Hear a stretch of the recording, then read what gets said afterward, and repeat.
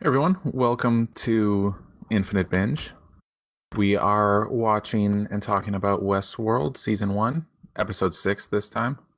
I am Jake, and who else is here? Kevin? And Andrew. This episode is titled The Adversary. Maeve charms Felix. Elsie discovers evidence that could point to sabotage, and Teddy and the Man in Black have a conflict with the Garrison. Stumbled over my words a little bit there, but I got the point out. Yeah, so quite a Maeve-centric episode. They kind of all are. This one I'd say much more than any other, I think, for this show. Well, this is. I mean, I feel like she's stealth, the main character. Like, yeah, and I think you would expect it to be. I could definitely see someone arguing that Evan Rachel would. Yeah, I think Dolores and the Man in Black and Maeve all are equally. I would agree with that. It probably just, it's more where in the season who's the primary, protagonist. It's kind of lost, I guess, in that way. It is definitely an ensemble. So, like, who's the main character of Game of Thrones? Or who's The Grim the Reaper. boss? So I noticed, like, the first thing that popped out at me while watching this episode was that I think it was Bernard had to go and look at some old computers, right? Yeah, he went down to like one of the lower levels, and I know I've said this before, but again, how big is this place? It's huge. It's gigantic. But I noticed, like, the old computers look like modern present day computers. So it made me wonder, like, how far in the future is it set? Is it only set like 30 years in the future? Yeah, maybe 35. I could see it being anywhere between like 35 and 40. I would agree with that. I would see something like that. I also noticed that there was a display case in Ford's office, and it had like a robot skull, and it was like a sculpture of like Dolores's head. Oh, really? I did not see that. Yeah, I'm pretty sure it was Dolores's head. I could be mistaken, but I'm pretty sure. Yeah, I didn't notice that. The one thing I noticed in that vein is a little bit later on, when I believe it's, and I can't recall her name, but the woman that works with Bernard. Elsie? Elsie, yes, Elsie. When she's like, show me the first generation hosts, or maybe it was even Bernard looking at it. It was somebody looking at, like, show me the first generation hosts. I noticed that they do the focus on the data pad just to show Dolores come up. Yeah, she was And like the then second name on the list. Yep, and then as soon as it sits on her for a couple of seconds, and then it cuts away, and you don't really see any of the others. But I thought that was a little thing, like, yeah, she's important. It also showed like a first generation robot's face like open up. Yeah, essentially the young Robert Ford. Yeah, and those old robots look really cool. Yeah, they do. They said all of the first gen were designed by Arnold, or is it just those ones? No. I believe they said there were when they said how many first generations there were. They said it was 82, and Arnold had done 47 of them, or something close to that. Yeah, it was over half, whatever it was. When Bernard was looking at the thing and he was saying, "Show me all the first generation robots still in service," did he also say designed by Arnold? No, I think so. just in service. Okay. I think she was designed by Arnold, though, anyway. I think that's a safe assumption. Now, with that house, though, that, Bernard goes out to, he finds they're kind of off the grid, quote unquote. So, they show that for those ones in particular, they will only listen to Ford. And he mentions about, they're all a gift from Arnold. And they throw in, and this is more of like maybe a second season thing that could be, come up as something. But they have Maeve also mention even earlier too about like one of those when she's talking to the tech, like, how do you know you're a person kind of thing. I just know. Exactly. So I didn't think about that as much the first time I watched, but watching this, I was thinking, I wonder if there are, maybe even a bunch of other people in that place that are hosts and they just don't even know it. Like, who's to say? Have you ever seen like that movie, The Sixth Day, with Arnold Schwarzenegger? Is that the clone one? Yeah. Yep. I have that on DVD somewhere. But it's like how it's like, how do you know you're the? I mean, the original. Yeah. And in that movie, they have the the marker to show. But it was like, yeah, this is like completely. How would you know unless you essentially ripped yourself open or whatever? But and then too, though, at that point, they're so human. Like you could cut yourself open, and you'd still think you're a person. Yeah. Well, yeah, that's true. Which kind of also makes it, sort of presents the question that seems to be at the center of a lot of, science fiction now, and especially like the science fiction as written by like Philip K. Dick, which is, what does it mean to be human? But basically, if you can see something in front of you that just breaks your brain so much that you crash or blue screen. Yeah, I like that scene. Yeah, I was like, yeah, how messed up are you going to make this for? I was like, oh, that messed up. I don't understand that. Not Maeve, the tech guy. I don't understand his motivations really all that much at that point. Because after she crashed, he could have been like, oh, okay. Now I can make it like this never happened. Yeah, why doesn't he put her back? Kill her? Well, he's an idiot. A huge idiot. Because then he's like, oh, let's go for a walk. Let me show you everything. Well, that was like, I think that was when she was, afterwards. And it's like, does he not realize that technically he should be the one who's in control here? Well, you did catch this scene where they said that the robot brains are way more advanced than the human brains. Yeah. Just the only difference is the robots are under human control. Yeah.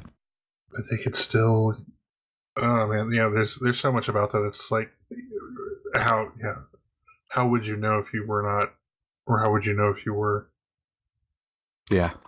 One other just quick thing just popped in my head that was cool, or at least I like they did throughout the episode, is the scenery of the maze, like that maze symbol popped up a few times. It was on the table. It was the brand, and it was a couple other places too. But I like that they kind of are bringing that in more. Yeah, I'm trying. So did you guys notice? Sorry, go ahead. Did you guys notice in the scene where Teddy and the Man in Black are approaching Pariah, that Pariah looks way smaller? No, I didn't really catch that. Because Pariah is the town where like that big orgy happened in the last episode, right? Is it? I mean, it seemed like a small get-together, all things considered. Because Pariah, when they were approaching, it looked like a couple of tents. Well, weren't they just coming up on like the outskirts of it? Maybe. I mean, it could be too, that is also quite a span of time in between. That's what I was thinking. They could have shrunk Pariah from 30 years ago. And, with knowing who the Man in Black is and kind of what went down there, and, you kind of find out he is like the owner or like big shareholder, he could have had some say in being like, yeah, get rid of this. Or they could have done it for liability reasons. Or yeah, just something, yeah. Like, especially with the fact that those Confederados literally beat the crap out of his, or at the time, future brother-in-law. I'm still not sure with how that stuff works. So they have soft hands, so it looks like it hurts. Because they essentially they knock the Man in Black out at one point when they're captured, or at least that's what appears to happen. No. Yeah. Well, no, it's not. It's not that you can't get hurt; it's that you can't get killed. But follow me here, Man in Black. He's no spring chicken, and having a robot punch you in the face at such an age, enough to knock you out, could cause internal hemorrhaging of the brain and kill you. Yes. But at the same time, they could be designed to deliver a blow in such a way. Oh yeah, they could. It's just one of those things. You see it and you kind of question that bit of it, a little. But then you think about it a little bit more. But then at the same time, it still could happen. Always gotta expect the unexpected. I like too. They're kind of setting up. Jump away from that Man in Black real quick, but the board stuff with trying to get rid of Ford, and how they're basically just saying like, everyone wants him gone essentially. Well, I think on that's the finance side. Well, that's what they present at some point. So they introduced Tessa Thompson's character, Mm-hmm. and the only thing I really remember from that is just the fact that the narrative dude essentially made himself look like an ass. Yeah, he gets trashed. And pisses on everyone. Yeah, on the map. And But I do not remember what happens to him at the end of the series. Oh, yeah, that's kind of what I would... Between that, it's like, I don't know what happens to him, but I also don't remember if they outwardly say how Tessa Thompson's character sort of feels in relation to anything, especially as it relates to Ford. Well, you've got to assume that she's there to... Well, and I could be wrong, and, obviously we'll find out soon enough. If I'm remembering correctly, she does also want to get rid of him, like that is part of her end goal there. Just to kind of, like, assess, basically, and see, like, how they could push him out. Or if, because he's doing this project, I think it's if it's not worth it, then, yeah, we're going to do what we can to get him out. Or maybe find a reason to terminate any contractor agreement with them. Yeah, something like that. Now, one of the questions I had watching it, there's the part where Ford is with Robot Ford, child Robot Ford, and he's asking him about the rabbit and why he killed it. And he said there was a voice told him, and he said Arnold told him too. And they show his face like he's surprised, And so I'm wondering how, if that's like something Arnold wrote into it still, and he just hasn't gotten it out. If there's just some like deep embedded code that like he just doesn't know about and can't get to. Like it's so low level. Is he having the memories like the way Dolores is, where everything's happening at once? So he's remembering Arnold as if it was right now. Well, no, because it was the kid. It would talking to him in the office. So that would be current, that'd be now time. And obviously... Yeah, but the kid... Well, did the kid get the update? Well, no, the kid is separate from all that. Like he said at the one point, he works and keeps them running. Oh, that's right. On his own time. And they don't listen to anyone's commands but his and everything. But his, right. Yep. So, is there just code that's also happening to kind of come to the surface because of everything else happening? While watching it and, knowing what's coming, he has this kind of grand scheme master plan in place, Ford. And so there's no reason why something like that normally should surprise him. Or at least you'd think. So I thought that was pretty interesting. Because again, you figure they're basically cut off from everything else but Ford. Right, yeah. So what is it? Maybe it's some time, like there's some time stamp, like, yep, 30 years from now, you're going to start hearing me again, or something like that. Yeah. Are we sure that Ford isn't a robot? You never know. At this point. Is anyone not a robot? Everyone is a robot. I mean, that's kind of the point of everything. Yeah. Or at least that's the way I see it. I mean, like if Jonathan Nolan wants to come around and correct me. By the way, Jonathan Nolan, I know you're listening. You're welcome on the podcast anytime.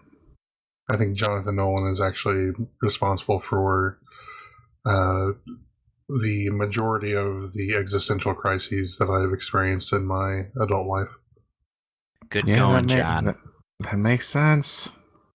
Was there anything else you guys wanted to bring up?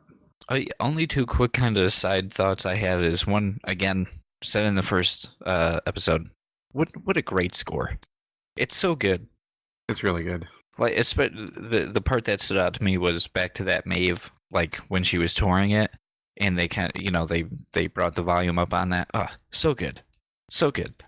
And then I chuckled to myself when Teddy hops up. They're fighting the soldiers, and he hops up on the like mounted like crank machine gun thing. The actual OG Gatling gun. Yeah. And he's just mowing them down. And I was laughing, thinking, between him and the Man in Black, what do you think their body count's got to be at this point? Well, I think Teddy would have surpassed him by that point. They've got to have some like Nathan Drake numbers going on. I don't know. I mean, is it cumulative for the Man in Black for as many times as he's gone in for the 30 years? Yeah. I'd say Man in Black's got everyone beat then. But I mean, with him and Teddy combined, like, what kind of numbers do you think they put up? Thousands. If the Man in Black is the Kareem Abdul-Jabbar of murders in Westworld, then I have a strong suspicion that Teddy may be the Karl Malone. I like that. I like that comparison there. I actually have to check that. Okay, yeah. I was like, I had to make sure that my analogy was correct. So yeah, and then kind of the other thing was that I like that I think Jake, you and I both kind of discussed, or like we had in our notes, where you've got Maeve wanted to re-roll her stats, and I've got that she gets a stat bump, kind of going back to that whole the video game thing. It wasn't just like a bump. She like lowered some points in some attributes and raised it in others. I thought it was like generally raised it though. Like loyalty, I think she lowered. Yeah, she lowered loyalty, but basically everything else was like make it the max. Yeah, she gave herself max intelligence. I mean, that's kind of the way you want to roll. But I think that was the last thing that I really wanted to go. That I was wanting the stats, and then Teddy going for 5 stars with the Gatling gun. Yeah, I like that line from the Man in Black. You think you know someone? Yeah, exactly. I think I'm going to wrap up now, unless there's any final comments. It's coming. Right. It is. Oh yeah, last 3. That's when all the bombs start dropping. Well, we still got 4, 7, 8, 9, 10. Well, last 3, last 4. Same thing. Yeah, I think it's all good.